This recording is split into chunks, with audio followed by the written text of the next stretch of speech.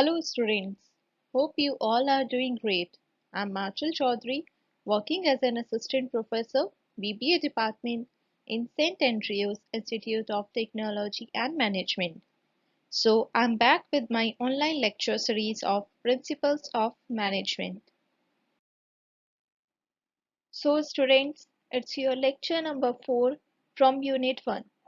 In previous lecture, we have covered approaches to management where classical approach, human relation approach, system approach, and contingency approach.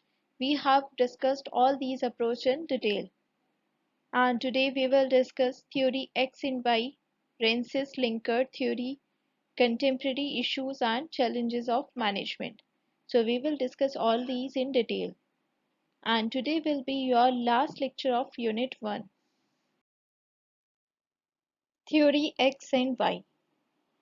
In 1960, Douglas MacGregor formulated Theory X and Theory Y, suggested two aspects of human behavior at work. One is a negative people, negative employee you can say, who is called as Theory X, and the other is positive, is who is known as Theory Y. So there are certain assumptions on which these theories are dependent. Like assumption of theory X is that average employee intrinsically does not like work and tries to escape it whenever it is possible. Since the employees do not want to work, he must be persuaded, compelled, or bound with punishment so as to achieve the organizational goals. And on those people in theory X, a close supervision is required on the part of managers. Employees generally dislike responsibilities and they also resist change. Whereas theory Y is assumed there that employees can perceive their job as relaxing and normal. Employees may not require only threat, external control, or caution to work, but they can use self-direction and self-control if they are dedicated and sincere to achieve the organizational objectives. So if the job is rewarding and satisfying, then it will be result in employees' loyalty and commitment to organization. And these employees have skills and capabilities. So let's have a look on the characteristics of the theory and X and Y. So as you can see in the diagram, theory X shows the sad face because here employees don't want to work. They are just forced to work. And theory Y depicts a smiling face where people wants to work. Theory X, people need close supervision. They will avoid work when possible. They will avoid responsibility, that they will desire only money. उनको सिर्फ पैसा चाहिए, nothing more than that. People must be pushed to perform. They are always pushed towards their goals. Whereas theory Y, people want independence in work. They are capable enough to work by their own and they want independency. Independence. People seek responsibility.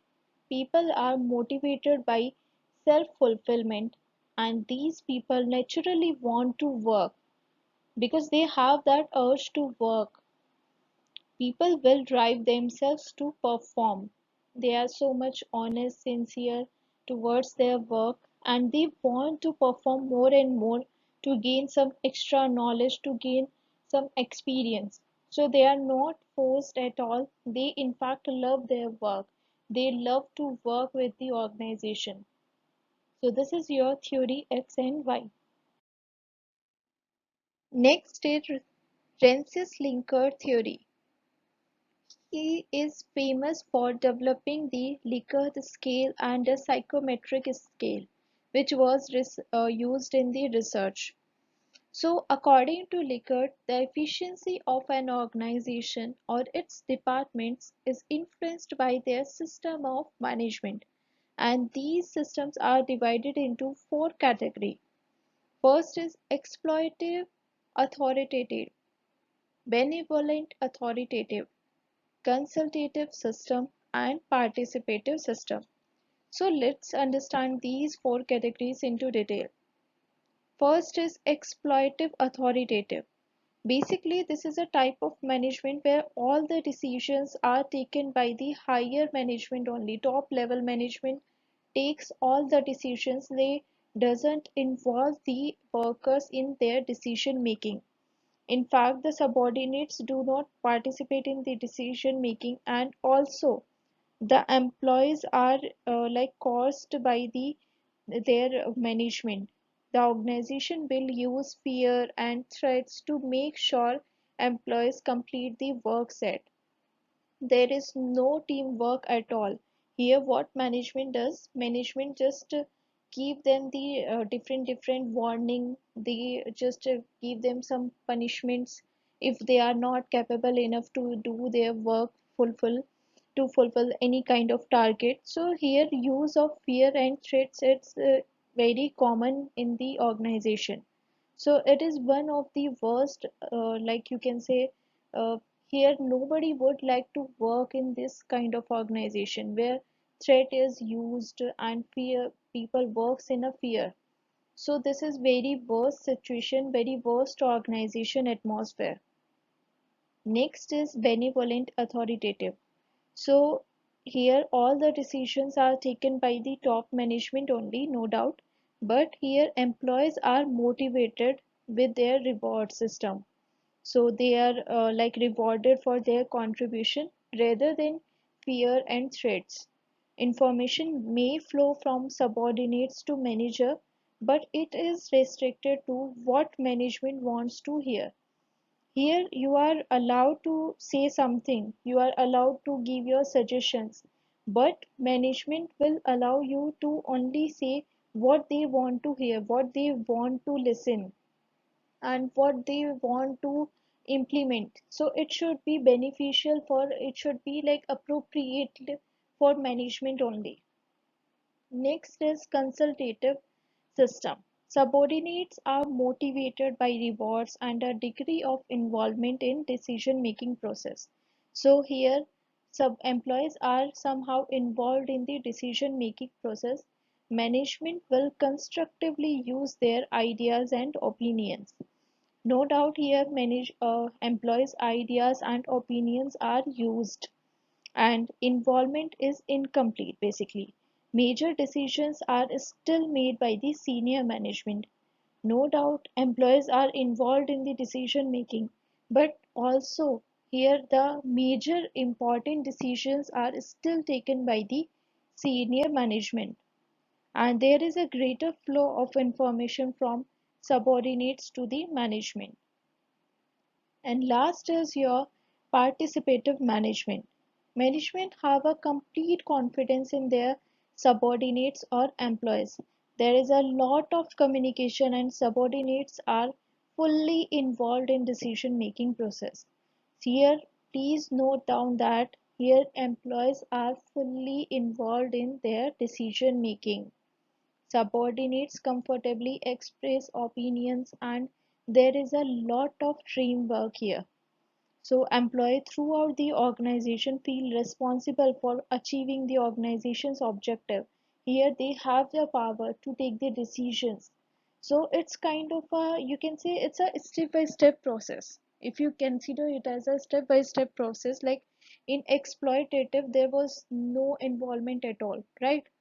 In benevolent, there was a little bit involvement occur, and in consultative, there was a involvement regarding 60% it was involved, and in participative, there was 100% involvement in the decision making. So it's kind of a step-by-step process you can consider it as. Next topic is contemporary issues and challenges of management. So students, these are the factors which have the direct impact on the business. First is political. So politics plays a very important role in business as there is a balance between the free market and systems of control. So like political factors you can say they revolve around the taxes, import and export tariffs, environmental and labor laws, potential subsidies, and the stability of a given operational region.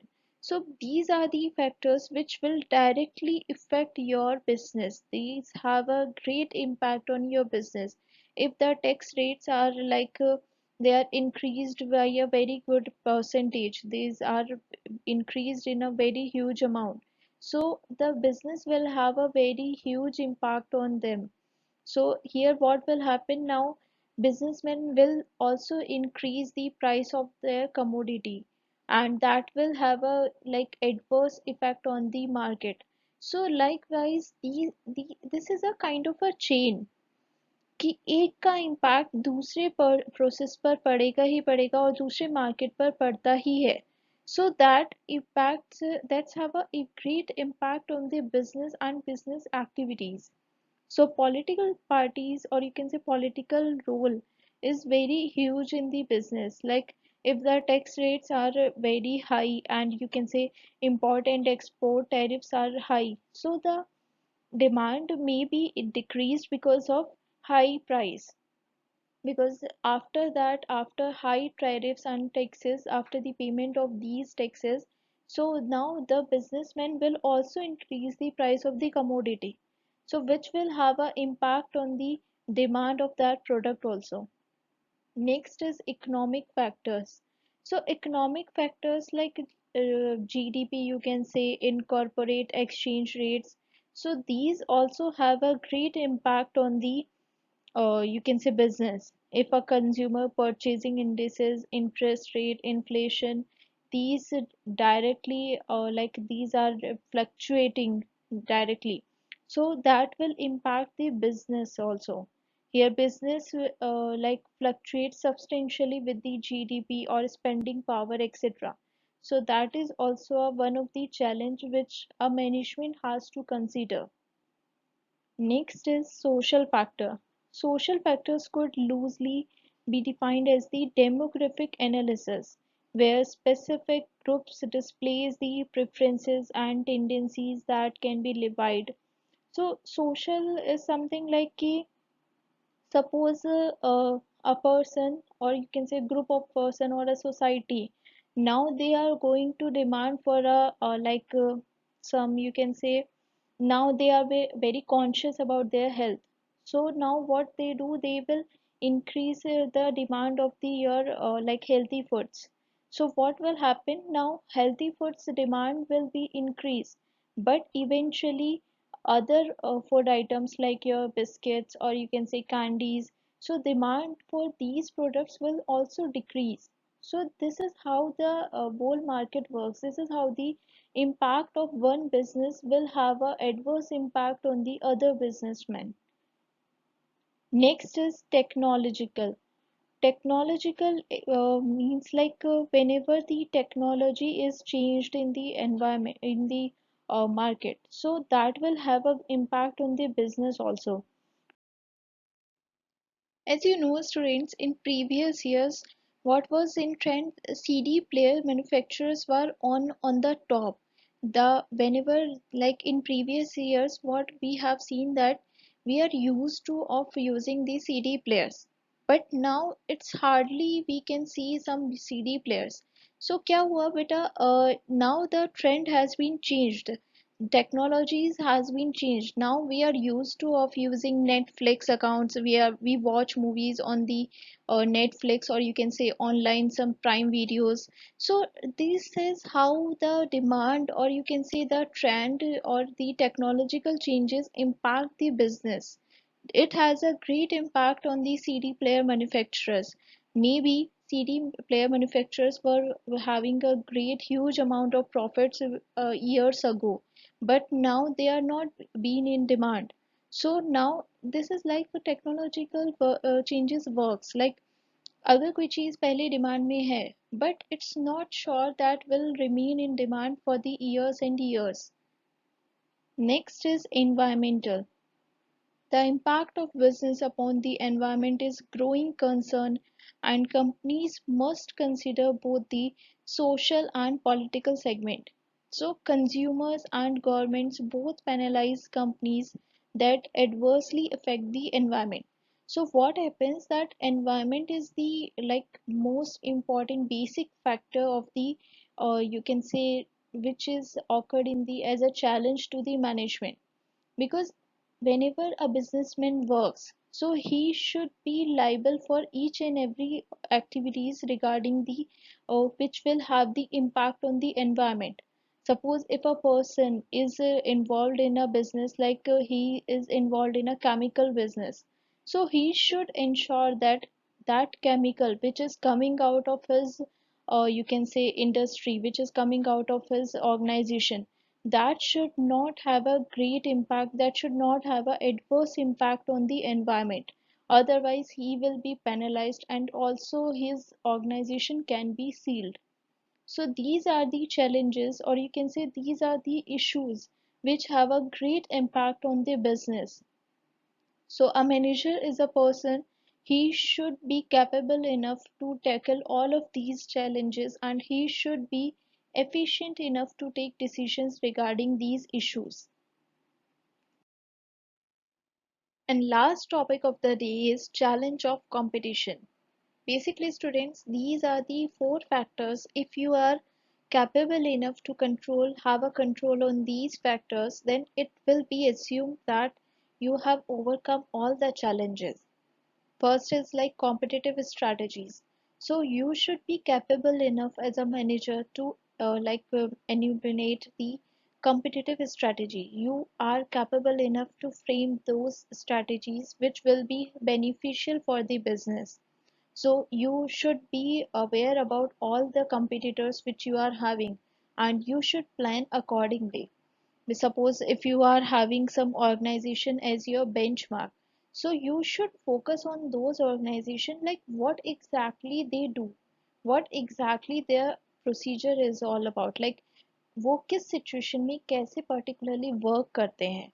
So this is how you can tackle your competitive strategies, you can develop your competitive strategies, so that whenever you face any kind of difficulty, whenever you are facing any sort of challenge, so from that point of view you should be able to tackle with your competitive organizations. You should have the strategies made, like you should have that those strategies available with you. No doubt, see, time will change, no matters like if you are not having any kind of challenges right now, so it's not mandatory that you will not have such challenges in your future also. So you should be prepared in advance about those strategies. Next is like technology and competitive advantage. So you should be capable about the knowing the all technological changes. You should know what are all the technologies which are used in your business and what all changes are occurred in those technologies. If there is any sort of technology which has been changed regarding your business, so you should know how to use those technology and how to adapt those changes, technological changes in the organization. Like next is shortage of skills. Shortage of skills means here we are focusing, we are talking about the human skills, human manpower. So you should have a proper manpower, you should have done the proper manpower planning. So whenever you require more and more manpower, so you should have that ready with you. So here the main focus is on acquiring the human skills with efficient and proper skills. So there should not be like कि आपको ज़रूरत थी production department में management की और you can say human person की, but you have acquired a person into the finance department. So that's it, that is of no use. You should be capable enough in identifying who is better for which position. And last is total quality management, which is known as TQM. So basically, it is related to the quality of your production, quality of the products. So a manager should ensure that whatever the production is going in his organization, so that should be up to the mark. Whatever the position, whatever the amount you are going to fix for that particular product, so it should be based on the quality of that product. And here no compromise should be done on the quality of a particular product, because here quality is something which is expected by the consumers, because consumer always likes a good quality products, and also in a very you can say they are not asking for the cheapest product, but they are asking for the reasonable price.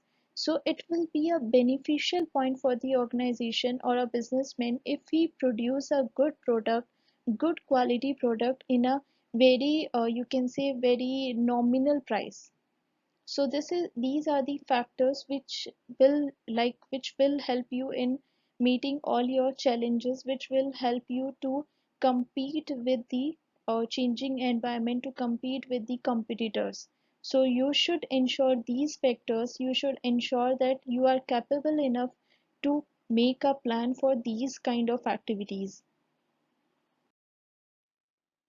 So students, that's it for today's lecture. Here your unit 1 ends.